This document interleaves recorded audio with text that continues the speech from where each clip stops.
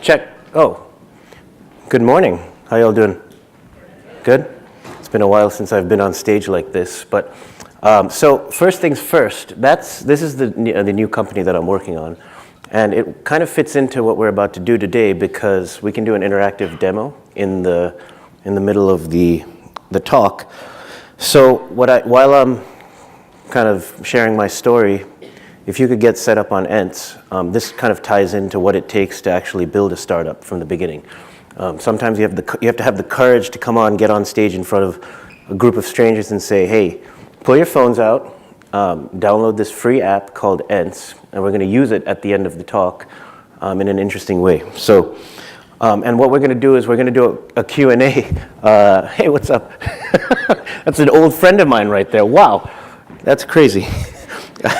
So we're going to do a Q&A, and how we prioritize the Q&A is by through Ents, and the people that have Ents get to ask their questions first. And what's cool about that is not only do we benefit from the question and answers, everyone in the world does. So if by using Ents to ask your question, you're helping us contribute to the knowledge base of society. So, and since we are as sort of a business tech conference, I'd like to offer up some healthy competition. I know that the best Instagram story is getting an Xbox. Well, the best Ents is going to get a Google Daydream. So we're going to, at the end of the conference, any Ents that's hashtagged AlleyCon NYC, we'll listen to all of them, and we'll pick the best, and the best gets a Google Daydream. You know what? Raise your hand if you know what that is. Oh wow. Okay. So for those that didn't raise their hands, the Google Daydream is a VR system. So raise your hand if you know about virtual reality. Wow, there we go. So that's it's kind of like the future. So yeah, we'll so get your daydream on. So a little bit about me. First of all, thank you for having me. I was born and raised in Africa, and starting from Zimbabwe. So I was born in Zimbabwe. And I spent the first 7 years there, and then I moved to Zambia. And after Zambia, I spent some time in Uganda. And when I was 14, I immigrated with my mom to the United States. And I went to a school in Virginia. So that's how I kind of got here. And then eventually, I went to the University of Pennsylvania, where I met my roommate, Andrew Cortina, who is the co-founder of Venmo. And we got to know each other there. Coincidentally, we met each other. We spent 4 years there, and we'd worked on a ton of projects together. Startups in school. We happened to be seniors when Facebook launched. And I remember when that happened, as soon as Facebook launched, Cortina and I got together and said, because Facebook at the time was Harvard only, and we were at UPenn, and we said, maybe we should do our own version of Facebook here, but we didn't. So lesson there is, once you talk about it, you got to figure out how to get those first 1,000 users, because a lot of ideas, and I've seen this over and over again. We were sitting on the next Facebook, but I've seen this over and over again. People, out at bars or in class or whatever, they get together with their friends and they talk about an idea, but they never take the next step to actually go on and execute it. It's not necessarily a bad thing, but the lesson that I've learned over time is that it takes a lot of time and hard work to cross that kind of threshold of the first few users, because you need those users to give you feedback on what you're doing. So let me talk a little bit about how Cortina and I arrived at Venmo as something that we wanted to work on. So we left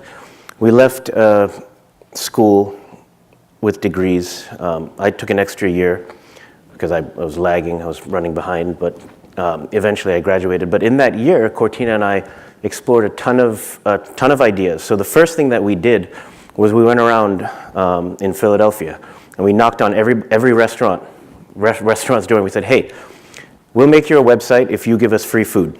And that's how we started our entrepreneurship career, I would say. And it was surprising. Not many people did it. Restaurants were very stingy with their food. So eventually we said, because all we wanted to do was eat. So we went around and we knocked on the same restaurants, and we said, all right, we'll make you a website for $200. And all of a sudden, people were just going bam, bam, bam, bam. I was like, okay. So that's how we got our start. I think by the time we finished doing that, we had about 100 restaurants on, we called it the Colon. And that's how we paid our rent, and that's how we kind of like learned how to build and sell and present our first few ideas to people. And you can imagine like interacting with different restaurant owners, like think about that. I like that. Someone's got ends on in the back. Yeah, so that's kind of how we got to know lots of different types of people. It was like interacting with different restaurant owners, and everyone had a different working schedule. Like trying to set up a time to work with a restaurant owner is possibly the hardest thing in the world, because you're inevitably going to meet them after midnight. And so you know, but what I learned there is you just have to be there when they're ready to listen. So after the restaurants, Cortina and I decided, you know, this is probably not going to scale into something that can fund all the life that we imagine. So let's join a startup, or let's try and do something different that can help us grow into what we want to do eventually, which was, we always talked about running our own company or working for ourselves or doing things that we could control. So Cortina and I ended up joining a company in New York called I'm in Like With You. And then I'm in Like With You eventually became the company that made the game Draw Something. Have you played that? The fun, you know, Pictionary type game. So one of the attributes that we looked for when we joined I'm in Like With You were a company that was very early, that hadn't raised any money, but hadn't raised a Series A round of funding, which is an equity round, but had enough to pay us $60K a year. So we weren't making any money until we joined I'm in Like With You. Everything else was restaurants and part-time jobs. So the other requirement was enough to pay us $60K a year each, was a place that had less than 6 people. So we would essentially be on the founding team, or whatever you want to call it. When you're that early, everyone's sort of building the company together. And people that seemed, you know, very interesting and had good chops. So we call it chops. So chops means like people that were very good engineers, very good designers, so we could learn from them. So eventually we joined. So how we found I'm in Like With You was there's this thing now, it's very popular. It's called Y Combinator, which is a pretty large incubator. But we scoured Y Combinator's first class of companies for potential fits for us. And the company we found there, this was the first class that was sort of graduating from Y Combinator, and the company that we ended up working for was I'm in Like With You. We came up to New York City. It was 2 guys. They were like, "Yo, we just finished Y Combinator. We didn't really know much about it, but we kind of did. So we did some Googling. Oh wow, Y Combinator started by the guy that did Gmail. And then you start, Paul Graham. This guy is known for this, and we're like, okay, maybe we'll get to meet those people someday or learn through osmosis that way. And then Cortina and I ended up spending about 8 months there. It was very, very rigorous. We worked pretty much 24/7. I was coding pretty much from the minute I got to the office to 4 a.m. and then rinse and repeat every day. But there I learned how to really build something that could scale. Because when you talk about something like Draw Something, you're talking about millions of people hitting a product all at once, simultaneously, bam, bam, bam, bam, bam. So you hear a lot about Friendster, for example, how they've failed to scale as they grew. But from I'm in Like With You, I learned like how to really architect a system that could scale and then execute it. So if I had any advice for people in the room that are thinking of starting a company but don't necessarily know what it's going to be, or want to take a little time to get there, try and find a company that is up and coming, that has, that you feel like there's a cultural fit, because while they're going through the process of learning how they're going to raise their first round of funding, to building, that first team, to putting out the first fire, you'll be able to help them. And then when it's time for you to start your company, you'll be a seasoned veteran.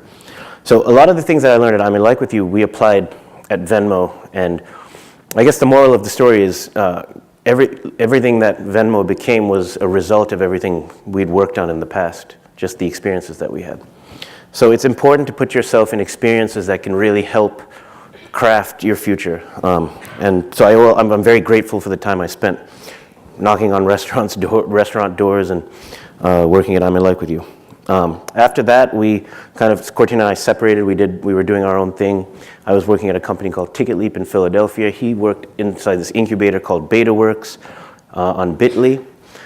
And then we started to get that itch again because we were working at other companies. And I think it was in 2009, Cortina and I we're messaging each other on IM, Instant Messenger, WhatsApp now, I guess. And we're talking about, let's get back in the game. I feel like we're itching to kind of like get together and like make something. And we set 3 kind of goals to our brainstorming sessions. Now, I say brainstorming is a very formal term. I mean, our brainstorming sessions took place on the couch, bars and restaurants and all that sort of thing, but we did have criteria. And the criteria was, 1, we wanted to do something in a space that was kind of, trendy. So if I had to apply that to ENTS, the trend that we're trying to follow with ENTS is voice. Voice right now, I mean, you hear how everyone's talking about voice is the future, voice is the future, voice is the future, so we're right in it. At the time, with Venmo, it was mobile. Everyone's talking about how everyone's getting an iPhone and mobile. Everyone's going to switch from their computers and these Blackberries to this smart device that you can tap and da-da-da-da-da. So we're like, okay, we have to do that. We have to be there no matter what it is. The other thing we wanted to do was something that we could use with each other. So if I compare that to ENTS, I use ENTS probably about 6 to 7 times a day. And I use it with my friends, I use it with other people. And with Venmo, we said the same thing. We want to be able to do something where we're using it with each other, because that's one interesting way of inventing something or causing an impact. Because if you make something that you use, that other people use, that other people use, then you have something kind of interesting. And when you're going back to the drawing board, you get instant feedback. And the final thing was we wanted a remote schedule. We wanted to be able to work whenever we wanted, and that was it. So how Venmo started was we're at a concert, and we see a band, and they're passing the tip jar around, and they go, "If you like the band, tip us." And Cortina and I are up there with Blackberries, and we're saying, we're not going to do that because that's kind of annoying. We don't have cash. We're not going to run to an ATM. So what if we could just use our Blackberry to send money to the band? And that was sort of the first time the idea of Venmo popped into our heads. And the next day, we made this slide, which is Venmo enables, we started with musicians, but really anyone, to accept payments for anything. But at the time we were thinking songs, merchandise, and subscriptions anytime, and we replaced SMS with that. So that was the first sort of slide, because Cortina and I, we like to think big, or we like to think we think big, and the idea was we don't want to just make it for musicians, we want to make it for everybody. But the niche that we carved out early on was musicians, and to further elaborate on that, this was kind of the first drawing of Venmo ever. And that was actually the first logo. So now this is all great. So what you see here is, that's probably me. Cortina drew this. I'm right there. I'm sending a text message into Venmo. Venmo is taking that, all that information. So in essence, this is our business plan. Just a picture. We did this at Cozy at a coffee shop.